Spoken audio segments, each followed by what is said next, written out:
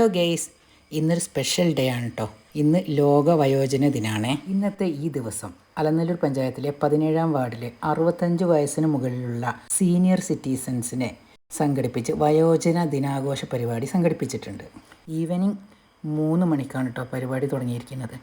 പുറത്ത് ഗംഭീര മഴയാണ് പെയ്യുന്നത്. അത് കാരണം തന്നെ പ്രസംഗമൊക്കെ കുറച്ച് തെളിച്ചക്കുറവിലാണ് കേൾക്കുന്നത്. പ്രാർത്ഥനയോടെ പരിപാടികൾ ആരംഭിച്ചു. നമുക്ക് വാർഡ് മെമ്പർ സംസാരിക്കുന്നത് കേൾക്കാം. അനിത വിത്തനോട്ട്, അലനല്ലൂർ ഗ്രാമപഞ്ചായത്ത് 17-ാം വാർഡ് മെമ്പർ. ഒക്ടോബർ 1 ലോക വയോജന ദിനത്തോടനുബന്ധിച്ച് 65 വയസ്സിന് മുകളിലുള്ള 150ഓളം പേരുടെ ഒരു സംഗമം ഉണ്ണിയാൽ സെന്ററിൽ വെച്ച് നടത്താൻ സാധിച്ചു. വളരെ സന്തോഷം. യോഗ ഇൻസ്ട്രക്ടറായ ജിഷ സന്തോഷിന്റെ നേതൃത്വത്തിൽ ചെറിയ രീതിയിലുള്ള യോഗ പരിശീലനം നൽകി. ഖില ട്രെയിനർ ആയ ദിനേശ് വി സാറിൻ്റെ നേതൃത്വത്തിൽ നല്ലൊരു ക്ലാസ്സും നൽകാൻ സാധിച്ചു. മുതിർന്ന പൗരന്മാരെ ആദരിക്കുന്ന ഒരു ചടങ്ങും സംഘടിപ്പിച്ചു. ആശാവർക്കർമാർക്കും അംഗനവാടി ടീച്ചേഴ്സിനെയും അനുമോദിക്കാൻ സാധിച്ചു. ഇതിനെല്ലാം സഹകരിച്ച ആശാവർക്കർമാർ, അംഗനവാടി ടീച്ചേഴ്സ്, പൊതുപ്രവർത്തകർ, സുഹൃത്തുക്കൾ എല്ലാവർക്കും എൻ്റെ സ്നേഹം അറിയിക്കുന്നു.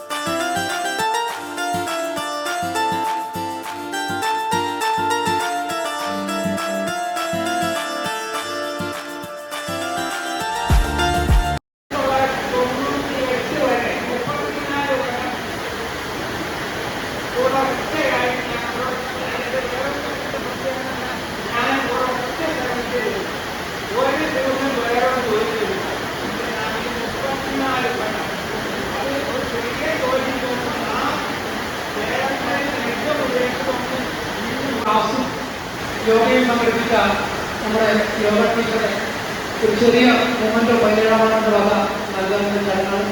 പ്രിയപ്പെട്ട യോഗ ടീച്ചറെ അത് ഏറ്റുവാക്കാൻ വേണ്ടി ക്ഷണിക്കുന്നു. അത് കൊടുക്കുന്നതിന് ഉദ്ഘാടനം ചെയ്ത നമ്മുടെ രാമചന്ദ്രനാണ്.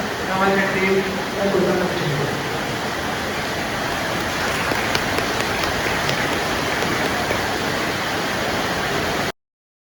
ഇപ്പൊ വ്യായാമം ആവശ്യമുണ്ടോ? ഇപ്പോഴത്തെ കാലഘട്ടത്തിൽ വ്യായാമം ആവശ്യമുണ്ടോ? അതാണ് ആവശ്യമുള്ളത് അല്ലേ? അപ്പൊ ആഹാരം കഴിക്കരുത്, അല്ലെങ്കിൽ വറുത്തത് പൊരിച്ചത് കഴിക്കരുത്. രോഗം പറയുമ്പോഴേക്ക് തന്നെ പറയുന്നതായിരിക്കും ഡോക്ടർ രണ്ടാമത്തത്. അപ്പൊ ചില ആളുകളൊക്കെ മരുന്നിന്റെ ലിസ്റ്റ് എഴുതി കഴിഞ്ഞ് കഴിഞ്ഞാൽ മരുന്ന് വാങ്ങാതെ പോകുന്ന ആൾക്കാരുണ്ട് അവിടെ, നമ്മൾ കാണാറുണ്ട്.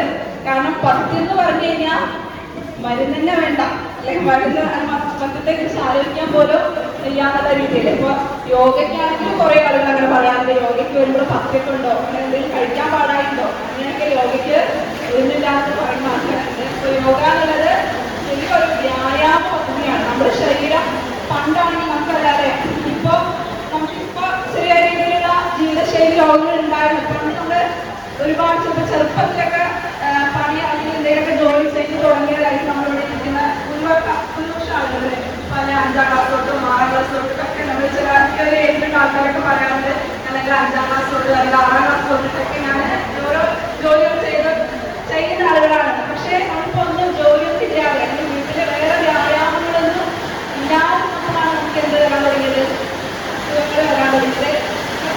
ഉണ്ടായിരുന്നോ ഈ അസുഖങ്ങൾ? ഉണ്ടായിരുന്നോ? ഇപ്പൊ അങ്ങനെ ഇപ്പൊ നമുക്ക് കഴിക്കണ്ടെന്ന് പറയുന്ന ഒരു ആഹാരമാണിത്, ചോറിലെ. പണ്ട് അത്രയധികം മാത്രം കഴിച്ചിരുന്നു. ഇപ്പൊ ആഗ്രഹത്തോട് കൂടി മുമ്പിലായിട്ടുള്ള കാര്യങ്ങൾ ചെയ്യണം. ഒന്ന് ചെയ്ത് നോക്കിയാലോ? റെഡിയാണോ? റെഡിയാണ്.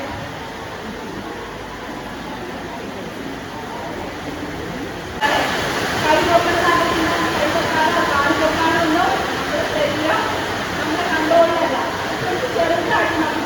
കാലത്ത് മടക്കാൻ നോക്കുകയാണെങ്കിൽ നമ്മുടെ ശരീരം നമ്മൾ പറഞ്ഞാൽ കേൾക്കുന്ന അവസ്ഥയിലാണോ എന്ന് നോക്കാം അല്ലേ? റെഡിയല്ലേ?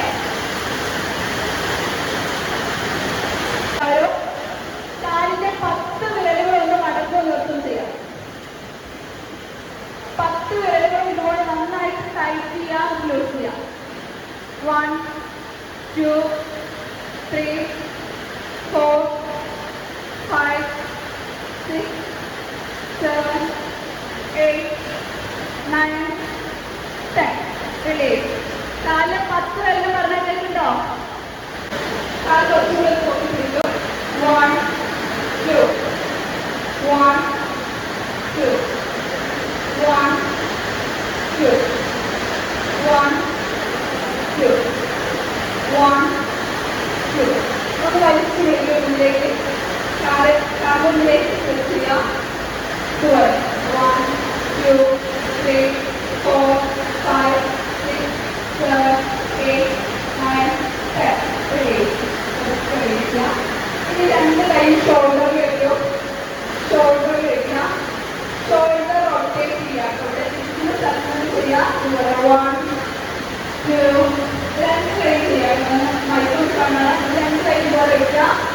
1 2 3 4 5 6 7 8 9 10.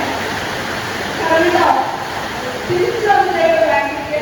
1 2 3 4 5 6 7 8 9 10.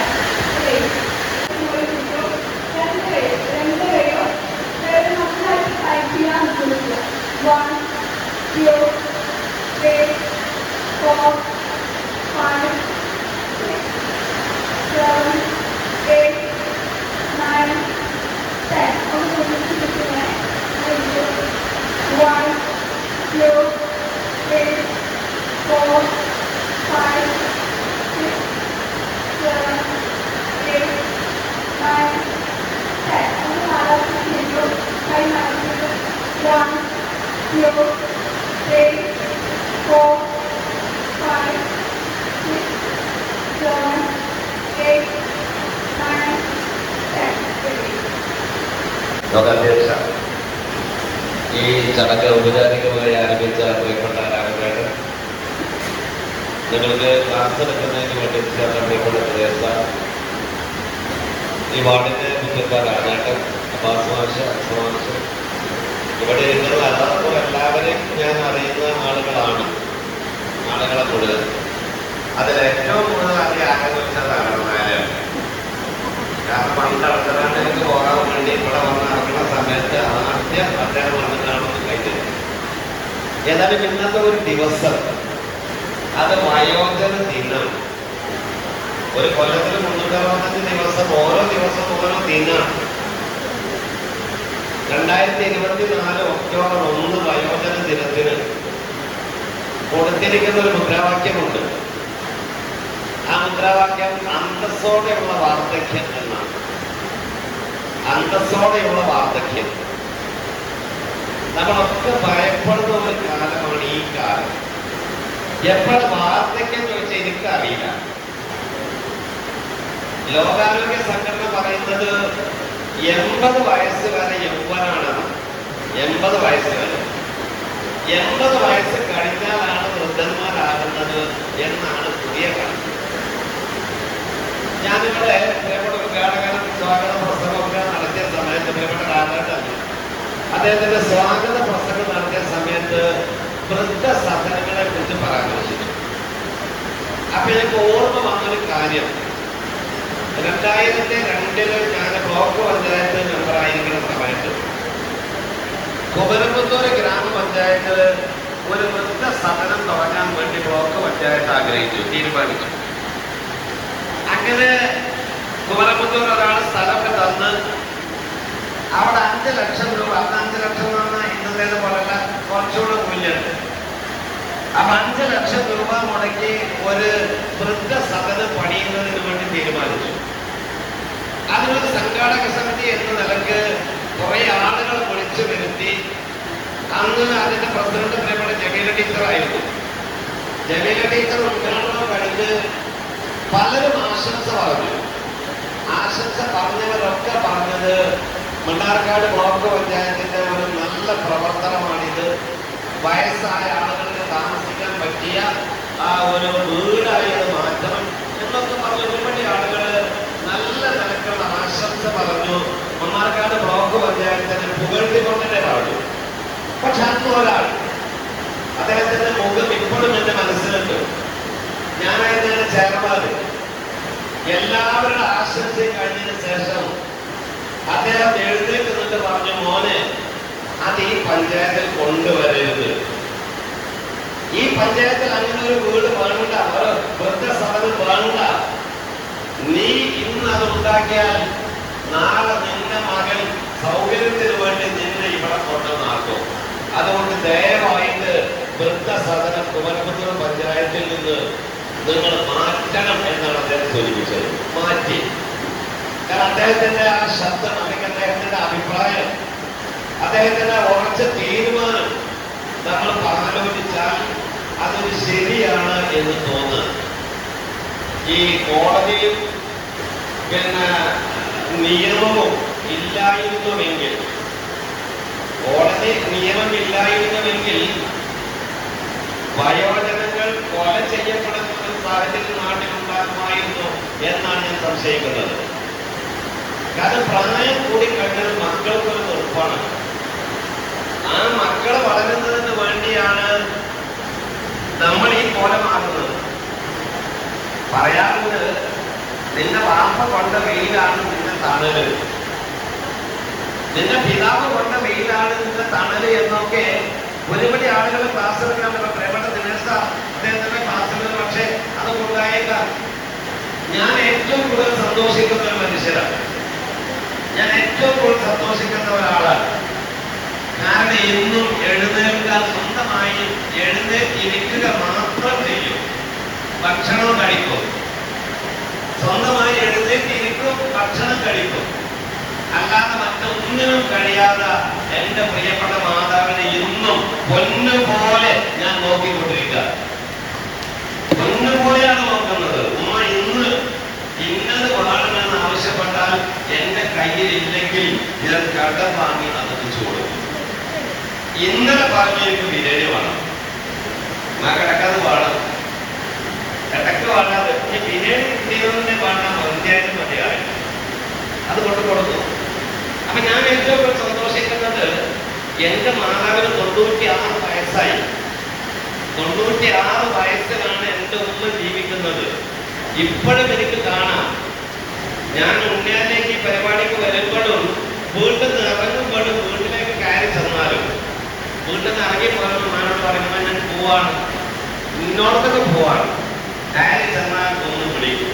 അത് മതി, വേറെ ഒന്നും വേണം. ഞാൻ കാര്യം ചെല്ലുന്ന സമയത്ത് ഉമ്മാതൊരു വിളി, വീട്ടിൽ നിന്ന് പോരുന്ന സമയത്ത് ഇന്ന ഭാഗത്തേക്ക് പോകുന്നു എന്നൊരു പറച്ചിൽ. എന്റെ ഒന്നും വേണ്ട. അപ്പൊ ഞാൻ അത് ഇന്ന് നിർവഹിക്കുന്നുണ്ട്. എന്റെ പെങ്ങൾക്ക് ഒരു ദിവസം ഞാൻ വിട്ടുകൊടുത്ത് നോക്കാൻ, ഒരു ദിവസം എന്റെ വീട്ടിൽ നിന്ന് ഞാൻ എങ്ങോട്ട് കൊണ്ടുപോകാൻ സമ്മതിക്കില്ല. കാരണം അത് എന്റെ ഒരു അനുഗ്രഹം. എന്റെ പെങ്ങള് ദിവസം 3-4 തവണ വീട്ടിൽ വരും, അമ്മകണ്ടിരിക്കും, സംസാരിക്കും, അവർ പോകും. പണ്ട് ഈ സൗദി അറേബ്യയിൽ ഏട്ടനെതിരെ അനിയൻ കേസ് കൊടുത്തു, ജ്യേഷ്ഠനെതിരെ അനിയൻ കേസ് കൊടുത്തു. ആ കേസ് കൊടുത്തിട്ട് വാർഷികോത്സവത്തിന്റെ അറിയാതെ പ്രായം ചെന്ന പിതാവിന് ഏട്ടൻ തന്നെയാണ് നോക്കുന്നത്, പ്രായം ചെന്ന പിതാവിന് ജ്യേഷ്ഠൻ തന്നെയാണ് നോക്കുന്നത്. പിതാവിനെ നോക്കാൻ എനിക്ക് വിട്ടു തരണം എന്ന് പറഞ്ഞുകൊണ്ടാണ് അനിയൻ കോടതിയിൽ കേസ് കൊടുക്കുന്നത്. പ്രായം ചെന്ന പിതാവിനെ നോക്കാൻ എനിക്ക് വിട്ടു തരണം എന്ന് പറഞ്ഞുകൊണ്ടാണ് അനിയൻ കേസ് കൊടുക്കുന്നത്. കോടതിയിൽ വന്നു കുറച്ചു കാലം അനിയന്റെ കൂടെ താമസിപ്പിക്കാം. അങ്ങനെ അനിയൻ വാപ്പാനെ സ്വന്തം വീട്ടിലേക്ക് കൊണ്ടുപോകുമ്പോ ഏട്ടൻ അനിയനോട് പറയാണ്, എടാ എന്റെ അനുഗ്രഹമാണ് നീ കൊണ്ടുപോകുന്നത്, എന്റെ അനുഗ്രഹമാണ് നീ കൊണ്ടുപോകുന്നത് കേട്ടോ എന്ന് ഏട്ടൻ അനിയനോട് പറയാ. അപ്പൊ ഇങ്ങനത്തെ പാഠം നമ്മുടെ മുമ്പിലുണ്ട്, ഇങ്ങനത്തെ അനുഭവം നമ്മുടെ മുമ്പിലുണ്ട്. ഇപ്പോ ഞാൻ ഇങ്ങോട്ട് വരുമ്പോ ഞാൻ ഇടത്തനാട്ടുകാർക്ക് പോകുന്ന MRM ബസ്സിനാണ് വന്നത്. ഒരു 70-72 വയസ്സൊക്കെ ആളുകൾ ഇങ്ങനെ നിൽക്കുമ്പോ മണ്ണാർക്കാട് NS സ്കൂളിലെ കുട്ടികളും മണ്ണാർക്കാട് കല്ലടി കോളേജിലെ കുട്ടികളും ഒക്കെ സീറ്റിൽ ഇരുന്ന് യാത്ര ചെയ്യാം. ആ കണ്ടക്ടർ ഇങ്ങനെ വന്നിട്ട് കണ്ടക്ടർ പറഞ്ഞ, മക്കളെ ഒന്ന് എണീറ്റ് കൊടുത്തൂടെ, ഒന്ന് എണീറ്റ് കൊടുത്തൂടെ എന്ന് പറഞ്ഞപ്പോ മനമില്ലാ മനസ്സോടെ 4 കുട്ടികൾ എഴുന്നേറ്റ് കൊടുത്തു. പണ്ടൊക്കെ മുതിർന്ന ഒരാളെ കണ്ടാൽ, പിന്നെ ഞങ്ങളുടെയൊക്കെ കുട്ടിക്കാലത്ത് മുതിർന്ന ഒരാളെ കണ്ടാൽ ബസ്സിൽ സീറ്റ് ഉറക്കുമായില്ല. ഞാൻ നാളെയൊക്കെ ക്ലാസ്മേറ്റ് എൻ്റെ കൂടെ പഠിച്ച ആളാണ് നാണി, ഞങ്ങൾ ഒന്നിച്ച് പഠിച്ചവരാ. അപ്പൊ ഞങ്ങളൊക്കെ പഠിക്കുന്ന കാലത്ത് ബസ്സിൽ വരുന്ന സമയത്ത് നമ്മളൊന്ന് ഇരുന്നാൽ പ്രായമുള്ള ഒരാളെ കണ്ടാൽ നമുക്ക് ഇരുപ്പ് ഉറക്കുമായിരുന്നില്ല. പക്ഷേ കാലം മാറി. കാലം മാറാൻ ആരാണ് കാരണക്കാരൻ എന്നൊക്കെ പറഞ്ഞാൽ അതൊരു പക്ഷേ വേറെ ഒരു വിഭാഗത്തിലെ മറ്റൊരു രീതിയിലേക്ക് ചർച്ച പോകും എന്നുള്ളത് കൊണ്ട് ഞാനത് പറയുന്നില്ല. വളർന്നു വരുന്ന നമ്മുടെ മക്കൾ, പണ്ടൊക്കെ കുട്ടികൾ വളർന്നു വരുമ്പോൾ നമുക്കൊക്കെ ആശയാണ് എൻ്റെ കുട്ടികൾ വളർന്നെങ്കിൽ, എൻ്റെ മകനൊന്ന് വളർന്ന് അവൻ എന്തെങ്കിലും ഒരു ജോലിയായെങ്കിൽ എൻ്റെ തലയിൽ നിന്ന് ഈ ചുമടൊന്ന് ഇറക്കി വെക്കാമായിരുന്നു, ഞാൻ ചുമക്കുന്ന ഈ ചാക്കൊന്ന് ഇറക്കി വെക്കാമായിരുന്നു എന്ന് ആഗ്രഹിച്ച രക്ഷിതാക്കളുണ്ടായിരുന്നു. പക്ഷെ ഇന്ന് മക്കൾ വളർന്നു വരുമ്പോൾ ആശയല്ല, ആശങ്കയാണ്. നമ്മൾ കാണുന്നില്ലേ, അച്ഛനെ കൊന്നു, അമ്മയെ കൊന്നു, ഒറ്റടിക്ക് കൊന്നു, ഒറ്റ വെട്ടിന് കൊന്നു, കഴുത്ത് ജനിച്ചു കൊന്നു. സ്വന്തം പിതാവിനെയാണ് കൊല്ലുന്നത്, സ്വന്തം മാതാവിനെയാണ് കൊല്ലുന്നത്. ആ മാതാവ് പിന്നെ ഞാൻ കഴിഞ്ഞ ദിവസം അതോടെ പറഞ്ഞാൽ അവസാനിപ്പിക്കാം. കഴിഞ്ഞ ദിവസം വാട്സപ്പില് ഇപ്പൊ ഈ മൊബൈൽ വലിയൊരു ദൂരം പറയാണ്, മോളെ ഞാൻ എത്ര പ്രയാസപ്പെട്ടാണ് നിന്നെ എന്റെ വയറ്റിൽ കൊണ്ടു നടന്നത്. അപ്പൊ കുട്ടി പറയണം, അമ്മക്ക് എന്താ പ്രയാസം ഉണ്ടായത്? പ്രയാസം എനിക്കല്ല ഉണ്ടായത്. ഇത്ര അറയില് ഇളകാൻ പറ്റാതെ, ഉണ്ണാൻ പറ്റാതെ, വെള്ളം കുടിക്കാൻ പറ്റാതെ, ശ്വാസം കിട്ടാതെ ഞാനല്ലേ പ്രയാസപ്പെട്ടത്, അമ്മന്റെ പ്രയാസപ്പെട്ടു എന്നൊരു ചോദ്യം തമാശ രൂപത്തിൽ മൊബൈലിൽ വന്ന ഒന്നാണെങ്കിൽ പോലും ആ ഒരു രീതിയിലേക്ക് നമ്മുടെ മക്കള് വളർന്നു വരികയാണ്. വേറെ ഒന്നും കൂടെ നമ്മുടെ പ്രിയപ്പെട്ട സഹോദരിമാരുള്ളതുകൊണ്ട് എനിക്ക് പറയാൻ കഴിയില്ല. വാട്സപ്പിൽ തന്നെ വന്ന, അല്ലെങ്കിൽ ഒരു കോടതിയിൽ വന്ന ഒരു ചില കാര്യങ്ങൾ. അപ്പൊ അതുകൊണ്ട് നോക്കാറുണ്ട്. കാലാവൃഷ്ടിയിലെ ഒരു പറവകളുണ്ട്, അവിടെ പോയി നോക്കാറുണ്ട്. അവിടെ ഒരുപാട് ആളുകളിൽ ഞങ്ങൾ കാണാറുണ്ട്. അപ്പൊ സൗകര്യം ഒറ്റ കാര്യം സൂചിപ്പിച്ചോട്ടെ. എന്റെ ഏകദേശം അടുത്ത് എന്ന് പറഞ്ഞാൽ നിങ്ങളൊക്കെ അറിയും. അച്ഛനും അമ്മയും, അമ്മ മരണപ്പെട്ടു പോയി, അച്ഛൻ അളവലൂർ നടന്ന, അച്ഛന് തീരെ സുഖമില്ലാത്തൊരവസ്ഥ, 2 മക്കൾ, ഒരു മകൻ അമേരിക്കയിലും മകൾ UK-യിലും. അച്ഛന് തീരെ സുഖമില്ലാത്ത സമയത്ത് അയൽവാസികൾ വിളിച്ച് അറിയിക്കാം. അപ്പൊ മകൾക്ക് പോരാൻ കഴിയില്ല, മകന് തീരെ പോരാൻ കഴിയില്ല. ആ അച്ഛൻ പറഞ്ഞൊരു കാര്യമുണ്ട്, ഞാൻ ഒരു തെറ്റേ ചെയ്തിട്ടുള്ളൂ, ഞാൻ എന്റെ ജീവിതത്തിൽ ഒരു തെറ്റേ ചെയ്തിട്ടുള്ളൂ. എന്റെ മക്കളെ ഞാൻ പ്രയാസപ്പെട്ട് വളർത്തി, എന്റെ മക്കൾക്ക് ആവശ്യമായത് മുഴുവൻ ഞാൻ കൊടുത്തു, എന്റെ മക്കളെ ജോലിക്കാരാക്കി, എന്റെ മക്കളെ നല്ല നിലയിലാക്കി. ആ ഒരു തെറ്റ് മാത്രമാണ് ഞാൻ ചെയ്തത് എന്ന് ഞങ്ങളുടെ കാട്ടത്ത് നിങ്ങൾക്കൊക്കെ പരിചയമുള്ള ഒരാൾ ആ നാട്ടിലെ ആളുകളോട് പറഞ്ഞത്. അദ്ദേഹം ചെയ്തത് തെറ്റത് മാത്രമല്ല. ആ അച്ഛൻ സുഖമില്ലാതെ കിടക്കുമ്പോ വന്നില്ല, മരിച്ചവ പറഞ്ഞു വാട്സപ്പിൽ എടുക്കുന്ന അയച്ചു കൊടുക്കാനാണ്. ഈ അന്ത്യകർമ്മങ്ങളെ ഇത്ര ജ്ഞാനികളൊക്കെ നടക്കുന്ന ഒരു സമൂഹത്തിൽ ജീവിക്കണം. അതുകൊണ്ട് നമ്മുടെ മനസ്സിന് എപ്പോഴും സംതൃപ്തി ഉണ്ടാകണം, സന്തോഷം ഉണ്ടാകണം. ഈ പ്രായം ചെന്ന് കഴിഞ്ഞാൽ അവർക്ക് കൂടുതൽ ആയുസ്സിന് കാരണമാകുന്ന തരത്തിൽ സന്തോഷകരമായ അവസ്ഥ ഉണ്ടാകണം.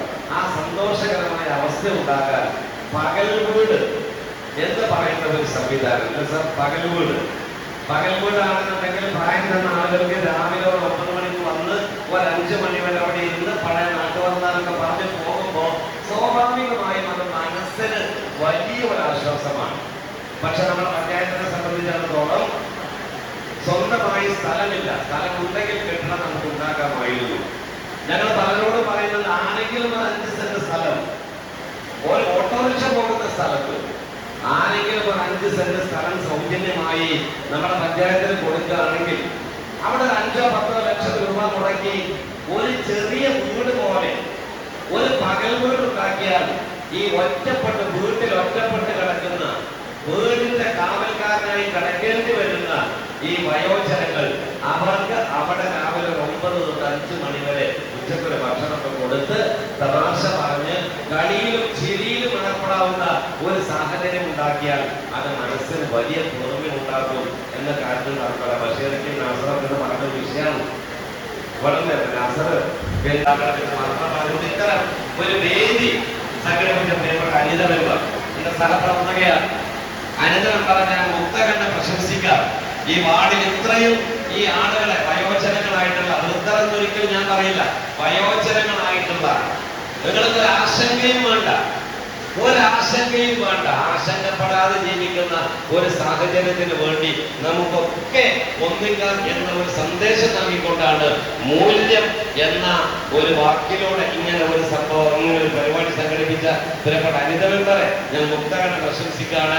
അവരുടെ വാർഡിലെ ആശാ വർക്കർമാർക്ക്, അംഗനവാടി വർക്കർമാർക്കൊക്കെ ഒരു മൊമെന്റോ അവരെയും ആദരിക്കുന്ന ഒരു ചടങ്ങിൽ വെച്ചിട്ടുണ്ട്.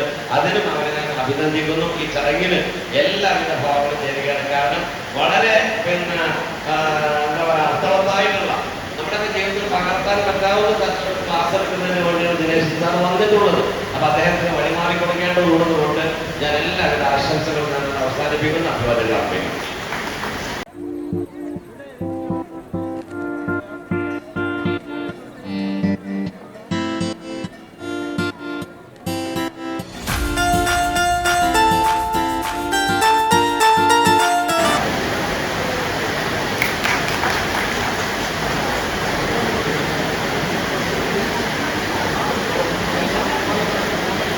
തൊണ്ണൂറ്റിനാല് വയസ്സായിട്ടുണ്ടെങ്കിലും ഇപ്പോൾ ആ 16ന് ചെറുതൂർ കൂടിയാണ് കൂടെ അറിയേണ്ട നടക്കുന്നത്.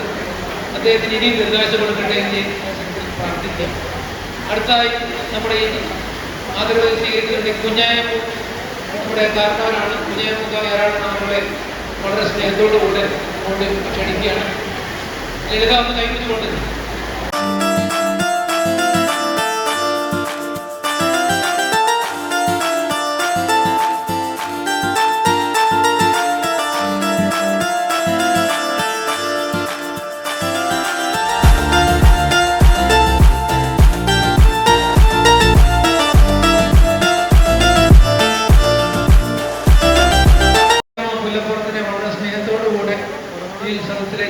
സ്വാഗതം ചെയ്യാനാണ് ആരാധന ചെയ്യുന്നത്. നമ്മുടെ ഉദ്ഘാടകൻ തന്നെയാണ് ഗൗരിയമ്മ പൊന്നമണ്ണ, അവരെയും വളരെ സ്നേഹത്തോടുകൂടെ ഈ സദസ്സിലേക്ക് സ്വാഗതം ചെയ്യുകയാണ്.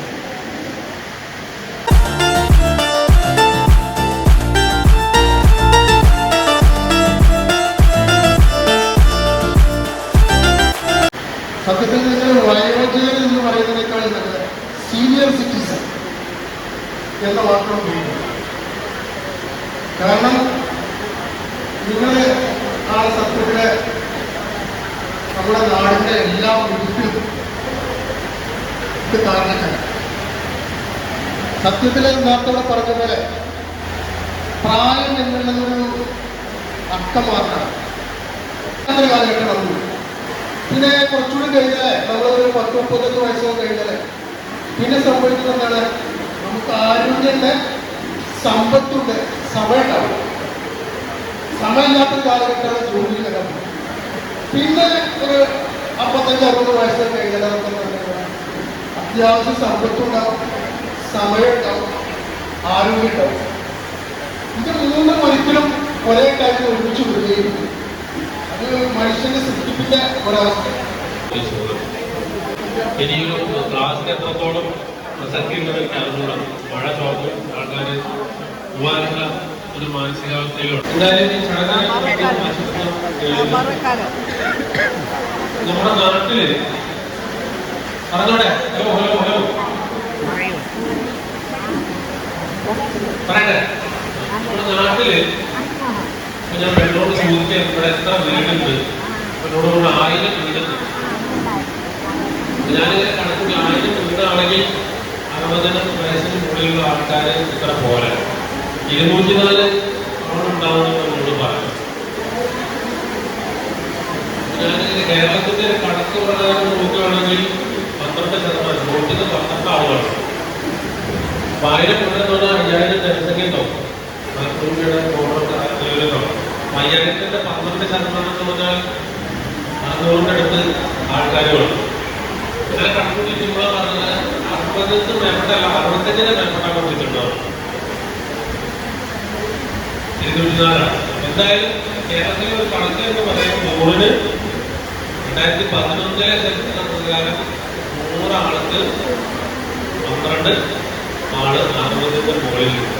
ഇപ്പോഴത്തെ കണക്ക് 16 ആയിട്ട് 5 കൊല്ലം കൂടി കഴിയുമ്പോൾ 5 ആളെ കണ്ടാൽ അതിൽ ഒരാൾ 60ന് മുകളിലുള്ള ആളാണ്.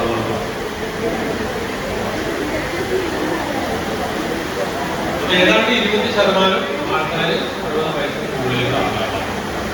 അല്ലേ? നമ്മുടെ നാട്ടിൽ 5 വയസ്സിന് താഴെ എത്ര കുട്ടികളുണ്ട്? 60 വയസ്സിന് മുകളിൽ 20% 5 വയസ്സിന് താഴെ കുട്ടികൾ. ഇപ്പൊ കുട്ടികളാണ് കൂടുതൽ, പ്രായത്തിലാണ് കൂടുതൽ കുട്ടികളിലാണ് പ്രായം എന്നതാണ്. 5 വയസ്സിന് താഴെയുള്ള കുട്ടികളുടെ ശതമാനം 6-7%. 60 വയസ്സിന് മുകളിൽ അത് 20%. വ്യത്യാസം മനസ്സിലാണ്. കുട്ടികളുടെ ശതമാനത്തേക്കാൾ കൂടുതൽ 14% കൂടുതലാണ് 60 വയസ്സിന് മുകളിലുള്ള. ഈ 5 വയസ്സിന് താഴെയുള്ള കുട്ടികളെ നോക്കാൻ ആരൊക്കെ ഉണ്ട്? ഇതൊക്കെ സംവിധാനങ്ങൾ നമുക്ക് നാട്ടിലെ സംവിധാനങ്ങളില്ലേ? 5 വയസ്സിന് താഴെയുള്ള കുട്ടികളെ ശ്രദ്ധിക്കാൻ അംഗൻവാടിക്കാരല്ലേ, ഹസ്ബൻഡ്, അച്ഛനും അമ്മ, അല്ലെങ്കിൽ അച്ഛനും അച്ഛനും അങ്ങനത്തെ ആൾക്കാരൊക്കെ ഉണ്ട്. ഒരുപാട് സംവിധാനങ്ങളുണ്ട്. 60 വയസ്സിന് മുകളിലായ ആളുകളെ നോക്കാൻ സംവിധാനമുണ്ടോ? ഒരു സംവിധാനമില്ല. ശതമാനം നോക്കുകയാണെങ്കിൽ കൂടുതൽ. ഇനി അത് കൂട്ടുന്നതാണ്. ലോകത്തെ ഏറ്റവും കൂടുതൽ 60 വയസ്സിന് മുകളിലുള്ള ആൾക്കാരുള്ള കുട്ടികളില്ല. അതിലേറ്റവും കൂടുതൽ ആളുള്ള സംസ്ഥാനമാണ് കേരളം. ഇനി 60 വയസ്സിന് മുകളിലുള്ളവര് ആണുങ്ങളാണ് പെണ്ണുങ്ങളാണ് കൂടുതൽ? ആരാണ് കൂടുതൽ? സ്ത്രീകൾ. എന്താ കാരണം? അവിടെ തന്നെ നോക്കിയാൽ അറിയാം. എന്താ കാരണം? 60 വയസ്സിന് മുകളിലുള്ള ആളുകളുടെ സ്ത്രീകളുടെ എണ്ണം കൂടുതൽ. എന്താ കാരണം? എന്തായിരിക്കും? 2-3 കാരണങ്ങളുണ്ട്. ഒന്ന്, പുലന്മാരെ എളുപ്പം തട്ടിപ്പോകാൻ സാധ്യത കൂടുതലാണ്. അല്ലേ? പിന്നെ കല്യാണം കഴിഞ്ഞിട്ട് 15 വയസ്സ് ഗ്യാപ്പിലാണ് കല്യാണം കഴിഞ്ഞത്. അതുകൊണ്ടും ആളുകളത് അപ്പോ ഇണയെ നഷ്ടപ്പെട്ട പങ്കാളികൾ ഏറ്റവും കൂടുതലായിട്ട് അവശേഷിക്കുന്നത് ആരാണ്? വനിതകളാണ്. അതിപ്പോ ഏതെങ്കിലും നഷ്ടപ്പെട്ടാലും അവരനുഭവിക്കുന്നത് നഷ്ടപ്പെടാൻ. അല്ലേ? ഭാര്യ, വിഭാര്യം, അതുപോലെ ഭർത്താവ് മരിച്ച വിധവ എന്ന് പറയും. അപ്പൊ അവരാണ് ഏറ്റവും കൂടുതലായിട്ട്. ആളുകളുടെ എണ്ണം കൂടുതലാണ്, അവരെ നോക്കാൻ സംവിധാനങ്ങളില്ല എന്ന് പറയുമ്പോൾ നോക്കേണ്ടത് പൊതു സമൂഹത്തിന്റെ ബാധ്യതയാണ്. എന്റെ അച്ഛനെയും അമ്മയെയും നോക്കണമെന്നുണ്ടെങ്കിൽ ഞാനും എന്റെ ഭാര്യയും പഠിച്ചു പോകണം. അല്ലേ? പോട്ടെ, പോകണം. എന്റെ മക്കൾ കുളിക്ക് പോകും. ഞങ്ങൾ പഠിച്ചു പോയാൽ എന്റെ വീട്ടിലെ അച്ഛനെയും എനിക്ക് നോക്കാൻ വരുമാനമുണ്ടാവും. ഇതേപോലെയാണ് കേരളത്തിലെ ഒരുപാട് അവസ്ഥ. ഞാൻ നോക്കട്ടെ, സ്വാതന്ത്ര്യം കിട്ടുമ്പോൾ നമ്മുടെ ശരാശരി വയസ്സ് എത്രയെന്ന് പറയും?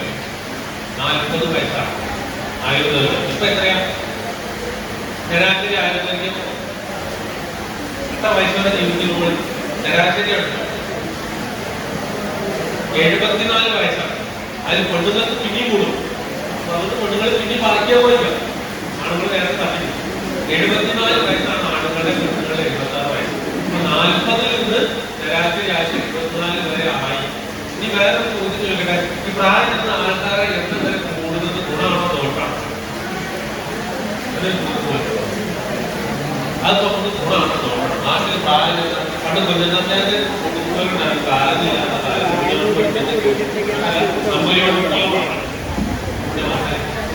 കേട്ടില്ലേ? ചിലവ് പഠിച്ചുള്ള പാലനയില്ലാത്ത കാലം.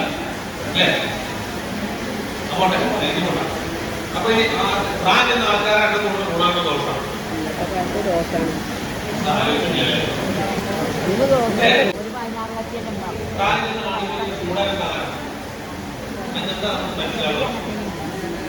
നമ്മുടെ നാട് ഇത്തരം ആളുകളെ കൂടുതലായിട്ട് അല്ലെങ്കിൽ ജീവൻ പോണതാണ് ഉണ്ടായിട്ടില്ല. അപ്പൊ അത് പ്രധാനപ്പെട്ട ഗുണക്രിയാണ്. പ്രായത്തിൽ ആളുകൾ നാട്ടിലുണ്ട് എന്നുള്ളത് നാടിന്റെ ദരിദ്രരാണെന്ന് നമ്മളോട് പറയും. ഞാൻ പറഞ്ഞു വരുന്നത് സാധാരണ നിലയിൽ പ്രായമുള്ള ആളുകൾ സ്ത്രീകളാണ് കൂടുതൽ പുരുഷന്മാരുടെ എണ്ണം. അപ്പൊ അതുകൊണ്ട് എല്ലാ വീട്ടിലെയും പണ്ടത്തെ മാതിരിയല്ല, പണ്ടത്തെ പോലെ ആളുകളുള്ള കുടുംബങ്ങളായിരുന്നു നമ്മളൊക്കെ വീട്ടിലെ പല ആളുകൾ ഇങ്ങനെ കാണുണ്ടായിരുന്നു. ഇന്ന് കേരളത്തിലെ മിക്കവാറും കുടുംബങ്ങളുടെ വലിപ്പം എന്ന് പറയുന്നത് 1.5 അത്രയേ ഉള്ളൂ. ഒരു കുട്ടി 2 കുട്ടി അതിനുള്ള വീടുകളാണ് ഭൂരിഭാഗം. ഞാനൊക്കെ താമസിച്ചിരിക്കുന്ന വീടിന്റെ ആ ലൈനില് ആരുമില്ല, കാര്യം പറഞ്ഞ പോലെ 5 മാത്രം കുട്ടികളൊക്കെ അടവച്ചു ജോലി കൊടുക്കുന്നത് തന്നെയാണ് കേരളത്തിലെ ഭൂരിഭാഗം. അത് നമുക്ക് പിടിച്ചു നിർത്താനൊന്നും പറ്റില്ല. അതുകൊണ്ട് തന്നെ എന്റെ വീടുകളിൽ സമൂഹത്തിന്റെ ആവശ്യമായി മാറുന്നത് കൂടിയാണ് ഈ തരത്തിലുള്ള പരിപാടികൾ. അപ്പൊ അങ്ങനെ വരുമ്പോ സാധാരണ നമുക്കറിയാം, നമ്മുടെ പ്രയോജന മേഖലയിലുള്ള പ്രയോജനം തൽക്കാലം മുതിർന്നു പോകുന്നതാണ് പറയേണ്ടത്. എന്നാൽ സൗകര്യത്തിന് തൽക്കാലം പറയുന്നത് ഈ മേഖലയിൽ സംസ്ഥാന സർക്കാർ ശ്രദ്ധിക്കുന്നു. നമുക്ക് നമ്മുടെ മാനസിക ബന്ധത്തിന്റെ ചില ഇടപെടലുകളൊക്കെ 5 മുതൽ 10% ഓർമ്മ ഈ മേഖലയിലേക്ക് നീക്കി വെക്കണം. അപ്പൊ ഈ മേഖലയിലേക്ക് നീക്കി വെക്കണം എന്ന് പറയുമ്പോൾ പ്രശ്നം പരിഹരിക്കാനാണോ പണം നീക്കി വെക്കുന്നത്, അല്ലേ? അപ്പൊ ഞാനൊരു ചോദ്യം ചോദിക്കുകയാണ്, 60 വയസ്സ് കഴിഞ്ഞ ആളുകളുടെ ഏറ്റവും പ്രധാനപ്പെട്ട പ്രശ്നം എന്താണ്?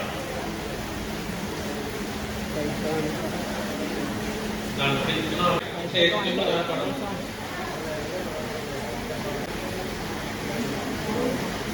കഴിഞ്ഞ വർഷം ഞങ്ങൾക്ക് പാലക്കാട് എല്ലാവരും ഏറ്റവും പ്രധാനപ്പെട്ട പ്രശ്നം എന്ന് പറയുന്നത് ഒറ്റപ്പെടലാണ്. മാനസികമായിട്ടുള്ള സന്തോഷം. മാനസികമായ സന്തോഷം ഉണ്ടെങ്കിൽ ബാക്കിയുള്ള മേഖലകളൊക്കെ മാറും. ഈ ഒറ്റപ്പെടൽ മാറ്റാൻ പദ്ധതി കൂടെ നീക്കി വെക്കേണ്ടതുണ്ടോ? ഉണ്ടോ? ഒറ്റപ്പെടൽ മാറ്റാൻ പദ്ധതി കൂടെ വേണം. നമുക്ക് എന്തെങ്കിലും ചെയ്യാൻ പറ്റും? ഒറ്റപ്പെടൽ ബോധവൽക്കരണം. ഞാൻ വേറൊരു ഇതിൽ 3 ടൈപ്പ് ആൾക്കാരുണ്ട്. 60ന്റെ മുകളിലുള്ള ആൾക്കാർ. ഒന്ന് പറ്റ കിടക്കണവര് എന്ന് പറഞ്ഞാല് ഓസറയിൽ 320 ആൾക്കാരുണ്ട്, പറ്റ കിടക്കണം. രണ്ടാമത്തെ വിഭാഗം അവരുടെ തൊടിയിലും പേനയിലൊക്കെ ആകാറുണ്ട്. മൂന്നാമത്തെ വിഭാഗം നമ്മളെ മലകളാണ്. പരിപാടി കുറിച്ച് പീഡിയും കാര്യത്തിൽ ഇങ്ങനെ 3 വിഭാഗം ആൾക്കാർ. നമ്മളെ പ്രശ്നം പരിഹരിക്കാൻ വേറെ ആരും വരുമെന്ന് വിചാരിക്കില്ല. തൽക്കാലം എല്ലാവരും ഉണ്ടാവും. ആദ്യം നമ്മൾ പെരക്കണം. നമുക്ക് എന്താ ചെയ്യാൻ പറ്റുക? ഞാൻ ആദ്യത്തെ പറഞ്ഞ പറ്റ കിടക്കണ 60 വയസ്സ് കഴിഞ്ഞ ആളാണ് ഹംസാക്ക. ഞാൻ 3ാമത് പറഞ്ഞ കാണിക്കുന്നത് നടന്നോ അങ്ങനെ കിടക്കുന്ന മനുഷ്യനാണ്.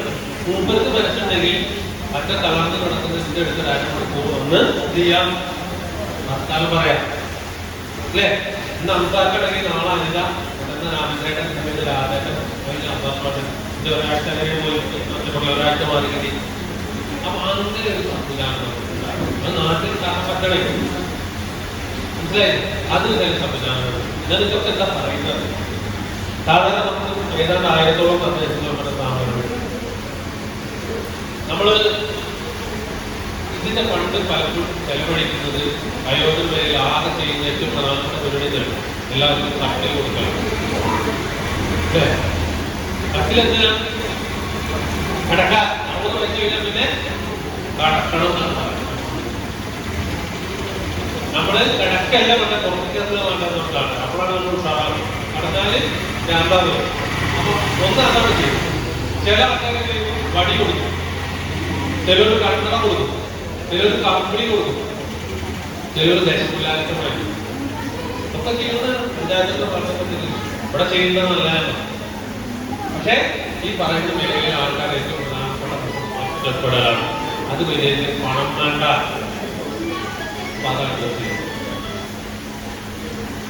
അപ്പൊ ഇതും കൂടെ വേണ്ടി വരും. ഈ പറയുന്ന കാര്യങ്ങളൊക്കെ ചെയ്യേണ്ടി വരും. പക്ഷെ ഏറ്റവും പ്രധാനപ്പെട്ട ഒരു പ്രശ്നമാണ് ഒറ്റപ്പെടൽ. എങ്ങനെയാണ് അത് രണ്ടാമത്തെ ഒരു പ്രധാനപ്പെട്ട പ്രശ്നം. ആരെങ്കിലും ഭക്ഷണം ഇല്ലാത്തവരുണ്ടോ? വയസ്സായ ആളുകൾ എത്ര നേരം ഭക്ഷണം കഴിക്കണം? പ്രായം എന്ന ആള് കുട്ടികളെ കാണണം അല്ലേ? അപ്പൊ കുട്ടികൾക്ക് ഇടയ്ക്ക് കൊടുക്കണം, അതേപോലെ വയസ്സായ ആളുകൾക്ക് മനസ്സിലായി. കുട്ടികൾക്ക് ചിലപ്പോൾ മിക്സിയിൽ അടിച്ച് കൊടുത്തിട്ടുണ്ടാവും, അതേമാതിരി വയസ്സായ ആളുകൾക്ക് ചിലപ്പോ കൊടുക്കേണ്ടി വരും. കുട്ടികളെ ചിലപ്പോൾ ഒക്കത്ത് വെച്ചിട്ട് അഭിമാനം കാണിച്ച് കൊടുക്കുന്ന മാതിരി ഒക്കത്ത് വെക്കെങ്കിലും അല്ലാണ്ട് ചിലപ്പോൾ വായിലൊക്കെ വയസ്സായ ആളുകൾ റെഡിയല്ലേ? ഇനി വേറൊരു ചോദ്യം ചോദിക്കട്ടെ.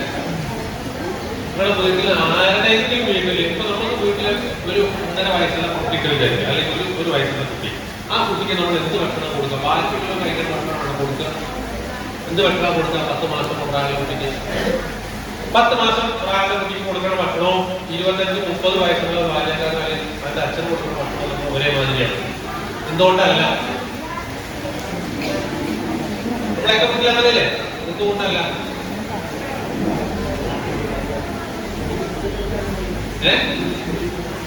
കുട്ടി അങ്ങനെയാണ്. അപ്പൊ കുറച്ച് മുമ്പ് നമ്മളെന്താ പറഞ്ഞത്? ഞാൻ വേറൊരു ചോദ്യം നോക്കട്ടെ. നേരത്തെ പറഞ്ഞു എന്താ പറയാ, നടക്കുമ്പോഴൊക്കെ എന്താ പറയുക, വയസ്സായ ആൾക്കാർ നടക്കുമ്പോൾ കാഴ്ച ഒരു പ്രധാനപ്പെട്ട പ്രശ്നം അല്ലേ? ചെറുപ്പക്കാർക്ക് തന്നെ കണ്ണു കാണില്ല. അപ്പൊ കാഴ്ച നമ്മൾ കൃത്യമായി പരിശോധിച്ചില്ലെങ്കിൽ എന്താ സംഭവിക്കുക? വീഴ്ചയിലേക്ക് അത് നയിക്കും അല്ലേ? കാഴ്ച പറഞ്ഞാല് വീഴ്ച സംഭവിക്കും. വീണാ പിന്നെ എന്താ സ്ഥിതി? കിടക്കും.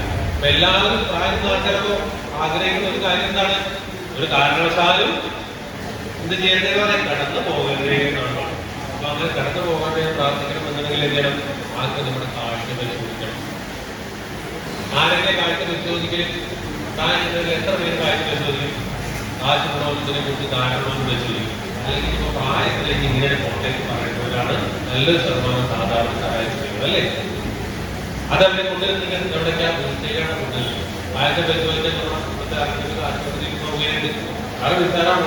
സാധനം എഴുതിപ്പിക്കും, അത് കാണാമെന്ന് ചോദിച്ചാൽ കണ്ടു പരിശോധനയും സൗകര്യത്തെയും പ്രക്രിയയൊക്കെ ചെയ്യാൻ പറ്റും. അപ്പൊ കാഴ്ചയില്ലെങ്കിൽ അത് വീഴ്ചയിലേക്ക് നയിക്കും. വീണാൽ പിന്നെ അവിടെ കടക്കലായിരിക്കും. പിന്നെ വീണ് കഴിഞ്ഞാൽ കടന്നു കഴിഞ്ഞാൽ നമ്മുടെ വീട്ടിൽ മുമ്പിൽ ഏത് വണ്ടിയാ വന്നില്ല? അമ്പലം സമയം കാലേജിലോട്ട് പിന്നെ വന്നിട്ടുള്ള വണ്ടി ഏതാവും? പിന്നെ അമ്പലം. അപ്പൊ അതിന് നമ്മൾ പോകണം. അപ്പൊ എല്ലാവരും കാഴ്ച പരിശോധിക്കണം. നമ്മൾ കംപ്ലീറ്റ് രക്ഷപോലൊക്കെ വേണം. അതിന്റെ കൂട്ടത്തില് ഒരു പഞ്ചായത്തിലെ ഒരു വാർഡിലെ മുഴുവൻ നടന്നു വെച്ച് കഴിഞ്ഞ ആളുകളെയും കാഴ്ച പരിശോധിക്കണം. ഇനി കാഴ്ച തെറ്റി വീണൂന്നില്ലായിരിക്കും. വീണ് കഴിഞ്ഞാൽ ആരാണ് ഏറ്റവും കൂടുതൽ വീഴൽ? വീട്ടില് പ്രായം നിൽക്കുന്ന ആളുകൾ ആരാണ് പെട്ടെന്ന് വീഴ? വീണ് അപകടം പറ്റി കിടക്കാൻ സാധ്യത ആണിനാണോ പെണ്ണിനാണോ? എന്താണ് അഭിപ്രായം? എന്താ കാരണം? അതാണ് ഉത്തരം. പെണ്ണുങ്ങളാണ് വീണ് കിടക്കുക. കാരണം അവരാണ് പഴക്കണ സ്ഥലത്ത് പണിയെടുക്കുക അല്ലേ? അടുക്കള, വട്ടത്താളം, തിരുമണ സ്ഥലം, പഴുക്കുന്ന സ്ഥലം. അപ്പോ വളരെ പെട്ടെന്ന് വീഴാനുള്ള സാധ്യത സ്ത്രീകളാണ്. വീട് കഴിഞ്ഞ് എന്താ സംഭവിക്കാൻ? പ്രായം എന്നിട്ട് തുടയിൽ കൊണ്ടും ഇടുപ്പും പൊട്ടും. പിന്നെ അവിടെ കടന്നു. വെട്ടിയത് തിരിഞ്ഞു നോക്കൂല, മക്കളും തിരിഞ്ഞു നോക്കൂല, ആരും തിരിഞ്ഞു നോക്കൂല. ആരാണ് കൂടുതൽ? പെണ്ണുങ്ങളാണ് കൂടുതൽ. മാത്രമല്ല പുരുഷന്മാരെക്കാൾ രോഗപ്രതിരോധ ശേഷി പെണ്ണുങ്ങൾക്ക് കുറവായതുകൊണ്ട് പ്രായം ചെന്ന ആളുകളിൽ പുരുഷന്മാർക്ക് പലരെക്കാൾ ഉൾപ്പെടും കിടക്കുന്നത് എന്ന വിഭാഗമാണ് സ്ത്രീകൾ. അവരുടെ ശാരീരികമായ പ്രശ്നമുണ്ട്, ഒരു പ്രശ്നമില്ല. മറ്റൊരു പ്രശ്നം ചുമച്ചാൽ കുഞ്ഞാൽ മൂത്രം പോകുന്ന ആൾക്കാർക്ക് ആണുങ്ങളുണ്ട്, പെണ്ണുങ്ങളുണ്ട്. താല്പര്യം പറയുന്നത് പറയില്ല. ഞാൻ അതൊക്കെ പോട്ടെ. എനിക്ക് നിങ്ങൾക്കൊന്നും മനസ്സിലാവാത്തൊരു കാര്യം, കപ്പൂസ് പോയി വലിയ വലിയ പ്രശ്നങ്ങളാണ്. 2 ഭക്ഷണം, 3 ചികിത്സാ മരുന്ന്, 4 പാലിയേറ്റീവ് കെയർ. ഇത്രയും കാര്യങ്ങൾ നമ്മൾ ശ്രദ്ധിക്കണം. ബാക്കിയൊക്കെ നമുക്ക് ചെയ്യാം. അപ്പൊ അതിൽ എന്താണ് ചെയ്യാമെന്ന് കൂടി പറഞ്ഞു അവസാനം പറഞ്ഞു. 5 മുതൽ 10% വരെയാണ് ഫണ്ട് ഉണ്ടാവുക. ഇപ്പൊ അത് നമ്മൾ മാറ്റി ചിന്തിക്കണം. ഇനി ആളുകൾക്ക് കട്ടിൽ കൊടുക്കേണ്ടതുണ്ടോ? ആളുകളെ കിടത്തുകയാണോ വേണ്ടത്? അതൊക്കെയല്ലേ വേണ്ടത്? വളരെ പ്രശ്നമായ ഉത്തരവ് ഉണ്ടാവുക. അപ്പൊ കിടത്തുകയല്ല. അപ്പൊ നമുക്ക് എന്താ ചെയ്യാൻ പറ്റുക? എല്ലാ ആളുകൾക്കും സേവനം അല്ലെ? അപ്പൊ മരുന്ന് കഴിക്കാൻ വയസ്സായ ആളുകൾക്ക് മരുന്ന് കഴിക്കുമ്പോൾ ഉണ്ടാകാവുന്ന പ്രശ്നങ്ങൾ എന്തൊക്കെ? പലപ്പോഴും ആളുകൾ മറക്കണം അല്ലേ? ഷുഗറും പ്രഷറും ഒക്കെ സാധാരണ ആളുകൾക്ക് വരുന്നതിന്റെ ഡബിളായിട്ടാണ് ആയിട്ട് വരിക വയസ്സായ ആളുകൾ. പഴയ പെട്ടിക്കുരി ഉണ്ടല്ലോ, ഇവിടെ ഉണ്ടാവും, ഇവിടെ ഉണ്ടായിരുന്നു കുഞ്ഞും അവിടെ എന്തൊക്കെ കിട്ടുക? ചെറുപ്പക്കാർക്ക് മിനിമം സൂക്ഷ്മം. അപ്പൊ കണ്ടമാന സൂക്ഷ്മമാകുമ്പോൾ കുറെ മരുന്ന് കഴിക്കേണ്ടി വരും അല്ലേ? കുറെ പല ഇതിന്റെ മരുന്നുണ്ടാവും, പ്രഷറിനുള്ള, ഷുഗറിനുള്ള, ഇവിടെ ഇത് കഴിഞ്ഞിട്ടുണ്ടെങ്കിൽ അതിനുള്ള മരുന്ന്, ഗ്യാസിനുള്ളത്, പിന്നെ കുഴമ്പ് പല ഇതൊക്കെ ഉണ്ടാവും. അപ്പൊ ഇതൊക്കെ സമയാസമയത്ത് കഴിക്കണമെങ്കിൽ എന്ത് വേണം? ഓർമ്മ വേണം. ചിലവർക്ക് അത് എടുത്തു തരേണ്ടി അല്ലേ? ഇതൊക്കെ നമുക്ക് എന്താ ചെയ്യാം? പിന്നെ പകലാവും കഴിക്കേണ്ടി വരിക, വീട്ടിലാരും ഉണ്ടാവില്ല. അപ്പൊ ഒന്ന് പിടിച്ചു, നിങ്ങളെന്നാ മരുന്ന് കഴിച്ചോ എന്ന് വിളി വന്നാൽ നമുക്ക് കിട്ടും. അപ്പൊ അതിനുള്ള സംവിധാനങ്ങൾ. ഒറ്റപ്പെടലിന്റെ കാര്യം പറഞ്ഞപ്പോ തന്നെ ഏതൊക്കെ തരത്തിലും ഒറ്റപ്പെടും? ഭാര്യ മരിച്ചാൽ ഭർത്താവ് ഒറ്റപ്പെടും, ഭർത്താവ് മരിച്ചാൽ ഭാര്യ ഒറ്റപ്പെടും. മക്കളുണ്ടെങ്കിൽ ഒറ്റപ്പെടൽ ഉണ്ടാവും, പകൽസമയത്ത് ഒറ്റപ്പെടും. മക്കൾ പണിക്ക് പോയാൽ ആരും ഉണ്ടാവും? അച്ഛനും അമ്മയും അല്ലെങ്കിൽ വാപ്പയും അമ്മയാണ് നിൽക്കുന്നത്, അല്ലെങ്കിൽ വാപ്പ മാത്രം. അപ്പൊ നമുക്ക് എന്താ ചെയ്യാൻ പറ്റുക? അവിടെയാണ് നേരത്തെ പറഞ്ഞ പോലെ ഉള്ള പകൽവീട്ടിൽ പോലുള്ള സംവിധാനങ്ങളൊക്കെ ഗ്രാമപഞ്ചായത്ത് തലത്തിൽ നമ്മളുണ്ടാകും.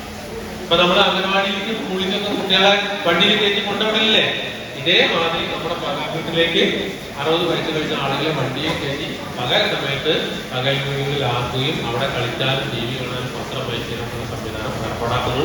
വൈകുന്നേരം മക്കൾ വരുമ്പോഴത്തേക്ക് തിരിച്ച് വണ്ടിയിൽ കയറ്റി അവരെ നമ്മുടെ വീടുകളിൽ. ഇങ്ങനെ വളരെ ഭംഗിയായിട്ട് നടക്കുന്ന ഒട്ടനവധി പകലുകൾ സംസ്ഥാനത്ത് പല ഇടങ്ങളിലും. അപ്പൊ ഒറ്റപ്പെടൽ തന്നെ പല വിധത്തിലുണ്ട്, ഭക്ഷണ ലഭ്യത ഇല്ലായ്മ പല വിധത്തിലുണ്ട്, ആരോഗ്യ പ്രശ്നങ്ങൾ പറഞ്ഞാൽ തീരാത്ത അത്ര വിധത്തിലുണ്ട്, ചികിത്സയും മരുന്നുമായി ബന്ധപ്പെട്ടുള്ള ഓർമ്മക്കുറവ്, മരുന്ന് എത്തിച്ചു കൊടുക്കൽ, ഇങ്ങനെയാണ് നിരവധി പ്രശ്നങ്ങൾ. അപ്പോൾ ഇത് പറയാൻ നിന്ന് കഴിഞ്ഞാൽ ആയിരക്കണക്കിന് പ്രശ്നങ്ങൾ ഞാൻ നേരത്തെ പറഞ്ഞ കാര്യങ്ങൾക്ക് അത് വ്യത്യസ്തമായിക്കൊണ്ട് ഈ മേഖലയിലുള്ള ആളുകൾ അനുഭവിക്കും. അപ്പൊ അങ്ങനെയാണെങ്കിൽ നമുക്ക് എന്താണ് ചെയ്യാം? ഓരോരുത്തരുടെ കാര്യങ്ങളും ശ്രദ്ധിക്കണം. ഇപ്പോൾ നമ്മുടെ കേരളത്തിലെ 40ഓളം പഞ്ചായത്തുകളും ഒരു മുനിസിപ്പാലിറ്റിയും ഒരു കോർപ്പറേഷനും വയോജന പരിപാടി വളരെ ഗംഭീരമായിട്ട് നടക്കുന്നു. അപ്പോൾ വയോജന മേഖലയിലെ ഏറ്റവും മികച്ച ഇടപെടലിന് അടുത്ത ആകെ ഒരു മുനിസിപ്പാലിറ്റിക്കാണ് ഏറ്റവും ആദ്യ അവാർഡ് കിട്ടിയത്, നെല്ലൂർ മുനിസിപ്പാലിറ്റിയാണ്. അപ്പോൾ ഇതുവരെ കേരളത്തിൽ നടക്കുന്ന ഏറ്റവും വിജയകരമാണെന്ന് പറയാം. അംഗതയുണ്ടെങ്കിൽ നമുക്കത് പഞ്ചായത്ത് വാർഡുകളുമാണെങ്കിൽ അത് ചെയ്യാവുന്ന ഒരു മാനസം. ഞാൻ പറഞ്ഞു, പുറത്തുനിന്ന് ഒരാൾ വന്ന് നമ്മൾ സഹായിച്ചോട്ടെ, പക്ഷെ അത് മാത്രം നമുക്ക് ചെയ്യാവുന്ന ഒരു പ്രധാനപ്പെട്ട കാര്യം. താല്പര്യം 60 വയസ്സ് കഴിഞ്ഞ ആളുകളുടെ അയൽക്കൂട്ടങ്ങൾ രൂപീകരിക്കും കുടുംബശ്രീയുടെ നേതൃത്വത്തിൽ. അപ്പൊ ഒരു അയൽക്കൂട്ടത്തിൽ 10 ആള് 60 വയസ്സ് കഴിഞ്ഞ ആളുണ്ട് എന്ന് വിചാരിക്കില്ല. 10 ആളുണ്ടെങ്കിൽ ഞാൻ ആദ്യം പറഞ്ഞു, കിടക്കണ ആൾക്കാരുണ്ടാവും, തൊടുവിലും വീട്ടിൽ നടക്കണവരുണ്ടാവും, അങ്ങാടിക്ക് ഇറങ്ങി നടക്കണം. അങ്ങനെ 3 വിഭാഗം. 10ൽ 2 ആളെ കടക്കണവരുണ്ടാവാൻ സാധ്യത. ഒരു 3 ആള് തൊടിയിലും മേലൊക്കെ നടക്കാൻ വയ്ക്കുന്ന ആൾക്കാരാണ്. 2, 3, 5 ആയി. ബാക്കി 5 ആൾക്കാർ എങ്ങനെയുള്ളവരാവും? പുറത്തു കൂടെയൊക്കെ നടക്കാൻ പറ്റും. അപ്പൊ ഈ പുറത്തു കൂടി നടക്കാൻ പറ്റുന്ന 5 ആൾക്കാർ എന്ത് ചെയ്യണം?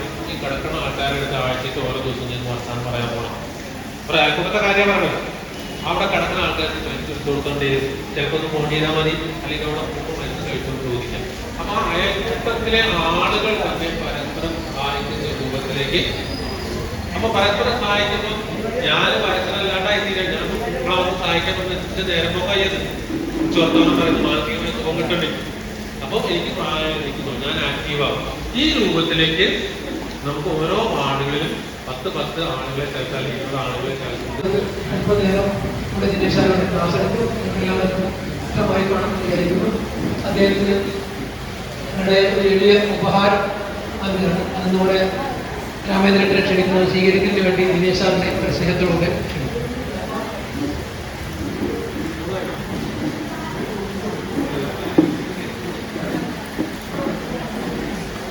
നേരത്തെ കയ്യടിക്കാൻ മാത്രം ക്ലാസ്. Thank you. അതുപോലെ തന്നെ ഈ ചടങ്ങ് ഉദ്ഘാടനം ചെയ്ത രാമേന്ദ്രൻ, അതുപോലെ തന്നെ നിമിഷം അവതരിപ്പിച്ച സുഹൃത്തുക്കൂടിയായ ദിനേശ്, അതുപോലെ തന്നെ രാധാകൃഷ്ണൻ, ദാസ് മാഷ് ഉൾപ്പെടെയുള്ള പ്രിയപ്പെട്ട ഇവിടുത്തെ മുതിർന്ന അംഗങ്ങളെ, പ്രിയപ്പെട്ടവരെ, ഇവിടെ ഈ മഴയത്ത് സമയത്ത് പോലും നിങ്ങൾ ഇത്രയും സമയം, ഞാനിവിടെ വരുമ്പോൾ അത്രയൊന്നും പ്രതീക്ഷിച്ചിട്ടില്ല. നല്ല ഒരു ആളുകൾ നിറഞ്ഞു നിൽക്കുന്ന നമ്മുടെ ഈ ഒരു ഇതിനെ പ്രത്യേകിച്ച് നമ്മുടെ മെമ്പറെ ആദ്യം അഭിനന്ദിക്കുക. കാരണം ഈ സമയത്ത് ഇത്രയും ആളുകളെ പങ്കെടുപ്പിക്കേണ്ട ഒരു എഫർട്ട് അവർ വിളിച്ചപ്പോൾ വന്നു എന്നുള്ളത് തന്നെ നമ്മുടെ ഒരു ആവശ്യകത, ഇതിൻ്റെ ഒരു ആവശ്യകത മനസ്സിലാക്കിയിട്ടാണ് ഇത്രയും ആളുകൾ വന്നു എന്നുള്ളതാണ് ഞാൻ മനസ്സിലാക്കുന്നത്. ഇതിൻ്റെ ഒരു പ്രാധാന്യം ഉൾക്കൊണ്ടുകൊണ്ട് ഇന്ന് ലോക വയോജന ദിനവുമായി ബന്ധപ്പെട്ട് പഞ്ചായത്തിൽ വിവിധ പരിപാടികൾ സംഘടിപ്പിച്ചിട്ടുണ്ട്. പഞ്ചായത്തിലെ വിവിധ മേഖലകളിൽ നമുക്കറിയാം വയോജനങ്ങളുടെ പ്രശ്നങ്ങളൊക്കെ വളരെ വിശദമായിട്ട് പറഞ്ഞുകൊണ്ട് അതൊന്നും വീണ്ടും ആവർത്തിക്കുന്നില്ല. കാരണം എല്ലാവരും നാളെ ഇന്നല്ലെങ്കിൽ നാളെ വയോജനങ്ങളാവേണ്ടാണ് അവരുടെ പ്രശ്നങ്ങൾ നമ്മുടെ സമൂഹത്തിന്റെ പ്രശ്നങ്ങളാണെന്ന് കണ്ടുകൊണ്ട് അതിനെപ്പറ്റി ചർച്ച ചെയ്യാനും അതിൻ്റെ വിഷയങ്ങളെ കുറിച്ച് മനസ്സിലാക്കാനുമാണ് ഇത്തരത്തിലുള്ള ക്ലാസ്സുകളോ അല്ലെങ്കിൽ ഇത്തരത്തിലുള്ള ചർച്ച വളരെയധികം ഉപകാരപ്രദം. കാരണം നമ്മളെ സംബന്ധിച്ചിടത്തോളം ഒരു പ്രായമായി കഴിഞ്ഞാൽ ഒരു 55 ആയി കഴിഞ്ഞാൽ തന്നെ പിന്നെ റിട്ടയർമെന്റ് പ്രായമാകുമ്പോൾ പിന്നെ പ്രായമായി ഇതിൽ സ്വയം അറിയുന്ന കുറേ ആളുകളുണ്ട് ഒരു സമൂഹത്തിന്റെ ഒതുങ്ങിക്കൂടുന്നത്. പക്ഷെ ഇപ്പോഴും 80, 90, 100 വളരെ ആക്റ്റീവായിട്ട് ഇപ്പോഴും നടത്തുന്ന എല്ലാ പ്രവർത്തനവും ചെയ്യുന്ന ആളുകളുണ്ട്. നമ്മളെ ഇടയിൽ തന്നെ ഉണ്ട്. പലനിലകളിലെ നമ്പൂരി മാഷ് നമുക്ക് കണ്ടാൽ അറിയാം അല്ലെ, ഒരു മാതൃകയാണ് നമ്പൂരി മാഷ്. നമ്മുടെ നാസർ ഭായി 2 വാക്ക് ആശംസ അറിയിക്കുന്നതിന് വേണ്ടി ക്ഷണിക്കുക. അങ്ങനെയുള്ള വയോജനങ്ങളുടെ ഒരു കൂട്ടായ്മ ഒരുക്കി അതിനുവേണ്ടി എല്ലാവർക്കും ഒരുമിച്ച് കൂടാൻ വേണ്ടി ഒരു സാഹചര്യം ഒരുക്കിയ ഇതിനുവേണ്ടി പ്രവർത്തിച്ച എല്ലാവർക്കും ഇവിടെ എത്തിച്ചേർന്ന നാട്ടുകാർക്ക് എല്ലാവർക്കും എൻ്റെ ആശംസകൾ അർപ്പിക്കുന്നു. എല്ലാവർക്കും നന്ദി, നമസ്കാരം. ലിസ്റ്റ് ചോദിച്ചപ്പോൾ തന്നെ ഒരു പട്ടിയും കൂടാതെ കൃത്യസമയത്തെ ലിസ്റ്റ് എത്തിച്ചുകൊണ്ടാണ് ആരുടെ ഏതൊക്കെ മേഖലകളിൽ എങ്ങനെയൊക്കെ ഉണ്ടെന്ന് മനസ്സിലാക്കാൻ സാധിച്ചു. ഓരോരുത്തരുടെ വീട്ടിലും പോയി വിളിക്കാൻ അവരുടെ വിലയേറിയ സമയം അവരുടെ വന്നു. അതുകൊണ്ടാണ് ഈ പരിപാടി ഇത്രയും ഭംഗിയാക്കാൻ സാധിച്ചത്. അപ്പൊ അവർക്ക് വലിയ സ്നേഹവാദം. അതുപോലെ പ്രിയപ്പെട്ടവരെ, ലോകവയോജനത്തിനോടനുബന്ധിച്ച് ഇന്നിവിടെ നടത്തിയ പരിപാടിക്ക് മനോഹരമായി തന്നെ നമുക്ക് നടത്താൻ കഴിഞ്ഞു. വളരെയധികം സന്തോഷവും അതുപോലെ തന്നെ സ്നേഹത്തിന്റെയും ബന്ധത്തിന്റെയും ഒക്കെ വില നഷ്ടപ്പെടുന്ന ഒരു കാലത്ത് ഇത്തരത്തിലുള്ള ആളുകളെ കണ്ടെത്തി ഇങ്ങനെ ഒരു പരിപാടി സംഘടിപ്പിച്ച നമ്മുടെ 17 വാർഡിന്റെ മെമ്പർ അനിത വിത്തലോട്ടലിലെ എല്ലാവിധ അഭിനന്ദനങ്ങളും അറിയിച്ചുകൊണ്ട് ആദ്യമായി തന്നെ ഈ പരിപാടിക്ക് ഉദ്ഘാടനം ചെയ്യാനായി ഇവിടെ എത്തിച്ചേർന്ന ശ്രീ രാമചന്ദ്രൻ നായർക്ക് ഏറ്റവും സ്നേഹത്തോടുകൂടി നന്ദി അറിയിക്കുന്നു. അതുപോലെ തന്നെ ഇവിടെ നമ്മുടെ മുതിർന്നവരുടെ ക്ഷേമം എന്തു ചെയ്യാം, എങ്ങനെ ഇടപെടാം എന്നുള്ള വിഷയത്തിൽ ഏറ്റവും മനോഹരമായി തന്നെ നമുക്ക് ക്ലാസ് എടുത്തു തന്ന നമ്മുടെ പ്രിയങ്കരനായ ശ്രീ വിനേഷ് അവർക്ക് ഏറ്റവും സ്നേഹത്തോടുകൂടി നന്ദി അറിയിക്കുന്നു. അതുപോലെ ഇവിടെ ആശംസകൾ അർപ്പിച്ച ഓരോരുത്തർക്കും ഇവിടെ ഇന്നത്തെ ചീഫ് ഗസ്റ്റുകൾ എന്ന് പറയുന്നത് ഇവിടെ എത്തിച്ചേർന്നിട്ടുള്ള നിങ്ങൾ ഓരോരുത്തർക്കും ഏറ്റവും സ്നേഹത്തോടു കൂടി നന്ദി അറിയിച്ചുകൊണ്ട് ചടങ്ങ്